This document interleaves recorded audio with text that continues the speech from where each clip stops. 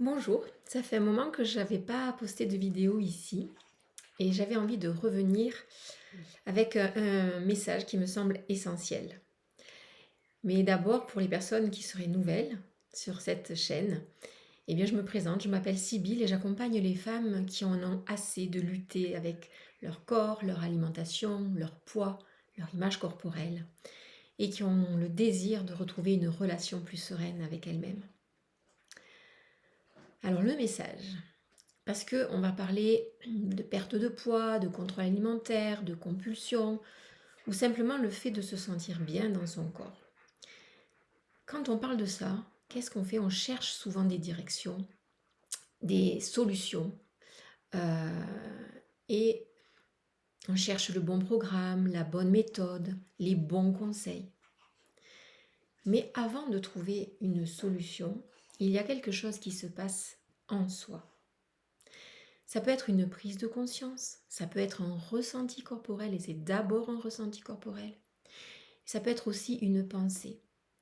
Un moment où on va réaliser que on ne veut plus rester dans ce qu'on est en train de vivre.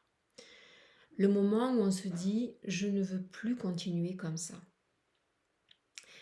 Et ça demande de l'honnêteté envers soi-même.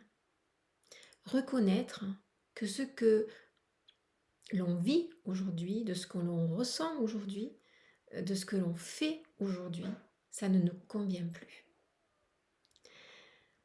Pour ma part, c'était en 2002 que cette prise de conscience, elle est venue. Alors bien sûr, elle était reliée à des troubles du comportement alimentaire, mais ces troubles du comportement alimentaire étaient reliés à une image corporelle complètement déformée, à une mésestime de moi-même.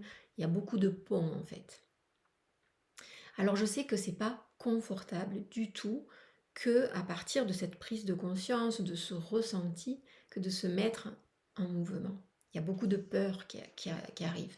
Parce que même quand c'est inconfortable, ce que l'on est en train de vivre, c'est connu. Et ce vers où on va, c'est inconnu. Et ça, pour des personnes qui sont dans le contrôle, comme quand on fait des régimes, comme quand on se restreint, comme quand on surveille son poids, son image, eh ben, c'est challengeant.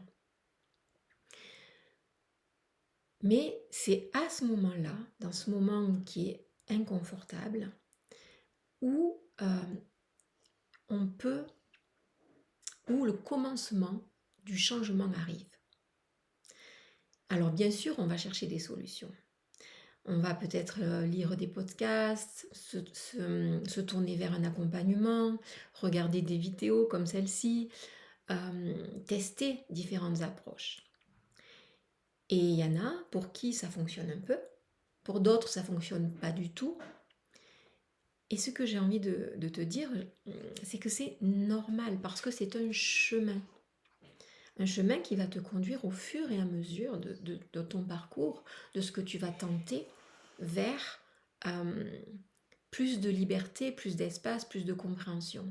Parce qu'un changement durable, il ne repose pas uniquement sur ce que l'on mange. Par exemple, peut-être que tu es à te tourner vers des diététiciens, vers des équilibrages alimentaires. Et peut-être que c'est pas la première fois que tu fais ça et que tu vois que finalement, oui, ça marche un temps, mais après, hop, ça revient comme c'était. Parce que ce que tu vis, ce n'est pas juste lié à ton assiette. Ça repose aussi sur ton histoire, tes croyances, ton éducation, ton rapport aux émotions, le collectif aussi qui véhicule des injonctions, des règles, des images auxquelles il faudrait que la femme corresponde. Peut-être aussi des choses que tu as traversées dans ta famille, des schémas qui se transmettent de génération en génération.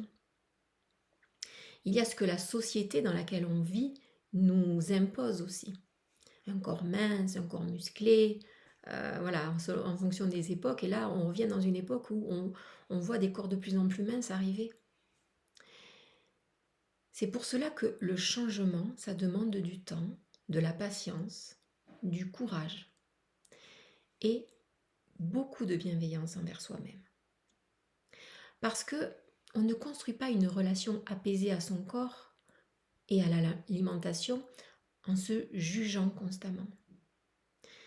On construit cela petit à petit, à travers les choix que l'on fait, pour soi. Et en fonction de là où tu en es, eh bien, tu ne peux pas faire une grosse révolution, à moins que tu sois prête à faire une grosse révolution d'un seul coup. Pour ma part, je n'étais pas prête à faire une révolution d'un seul coup. Et ça m'a pris... À sortir des compulsions alimentaires, ça m'a pas pris longtemps.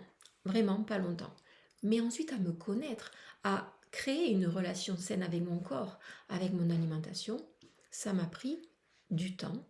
Et ce que j'ai envie de te dire, c'est que aussi, cette relation nouvelle que l'on va aller chercher avec soi, c'est toute la vie finalement, parce que la vie, elle nous amène toujours des expériences qui vont nous challenger et qui peut-être vont nous ramener vers j'ai bien envie de manger ce gâteau pour aller me rassurer. Et c'est ok si c'est ça, mais si c'est ça avec amour, bienveillance et pas culpabilité. Donc ce que j'ai envie de te dire, c'est que voilà, c'est quelque chose qu'on construit petit à petit, que c'est pas une fois réglé pour toutes, qu'on construit un chemin qui se nourrit à chaque fois que tu te choisis. À chaque fois que tu continues d'avancer, malgré les difficultés qui se présentent. Parce que les difficultés qui se présentent, on peut les vivre aussi comme des opportunités d'évolution. Alors, si aujourd'hui tu regardes cette vidéo en ayant conscience que quelque chose doit changer dans ta relation à ton corps, à ton alimentation, à ton poids, sache que c'est déjà un premier pas. Ne le minimise pas, c'est énorme. Parce que c'est là que tout peut commencer. Et d'ailleurs, pour celles qui en seraient là, j'ai créé un challenge qui permet justement de commencer à poser un nouveau regard, à vivre une expérience pour revenir dans son corps, à aborder des outils peut-être différents que celui de l'alimentation pour renouer déjà quelque chose de différent avec son assiette. C'est 5 jours pour arrêter de manger sous stress. C'est un challenge que je te propose du 8 au 12 juin prochain en live via Zoom. Je te mets toutes les informations dans la description de cette vidéo. Et si cette vidéo t'a plu, t'a parlé, n'hésite pas à liker, n'hésite pas à mettre un commentaire parce que cela m'aide à faire amplifier ce message que je veux faire passer pour que les femmes soient libres d'être dans leur corps et soient libres de vivre comme elles le désirent parce que ça part du corps. Alors je serai ravie de te lire et je te dis à très bientôt.